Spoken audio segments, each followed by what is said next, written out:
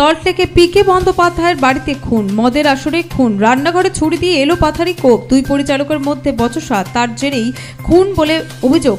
এমনটাই জানা যাচ্ছে পুলিশ সূত্রে। অভিযুক্ত যুবককে গ্রেফতার করল বিধাননগর দক্ষিণ থানার পুলিশ। প্রাক্তন ফুটবলার পিকে বন্দ্যোপাধ্যায়ের বাড়িতে এমন ঘটনা। শনিবার এই ঘটনায় অভিযুক্তকে গ্রেফতার করেছে পুলিশ। তবে কেন এই খুন তা এখনো স্পষ্ট নয়। সল্টলেকের জিডি ব্লকে পিকের বাড়িতে এই ঘটনার পর জানা যায় যে সেখানে তার মেয়েরা থাকেন। সূত্রের খবর, সেখানেই দুই পরিচালকের মধ্যে বচসা শুরু হয়। একজন আরেকজনকে ধারালো অস্ত্র দিয়ে আঘাত করে। তবে ঠিক কি কারণে তাদের মধ্যে বচসা হয়েছিল তা জানা যায়নি। খবর পেয়ে শনিবার সকালে সেখানে যান বিধাননগর দক্ষিণ থানার পুলিশ। নিহতের দেহ উদ্ধার করে ময়নাতদন্তের জন্য পাঠানো হয়েছে। সন্দেহভাজনকে গ্রেফতার করে থানায় নিয়ে যাওয়া হয়েছে। আপাতত তাকে জিজ্ঞাসাবাদ করছে পুলিশ। শনিবার তাকে আদালতে হাজির করানো হবে বলে জানা যায়। এবং পুলিশ সূত্রে আরও খবর, বাড়িতে পরিচারকের মধ্যে একটি মদের আসর বসেছিল শুক্রবার। আর সেখানেই কোনো গোলমাল হওয়াতেই এই বিবাদ বাড়ে। আর তার জেরেই এই খুন বলে জানা যাচ্ছে। এখন দেখার বিষয় ঠিক কি তথ্য উঠে আসছে। Bureau report, Nobel Bangla.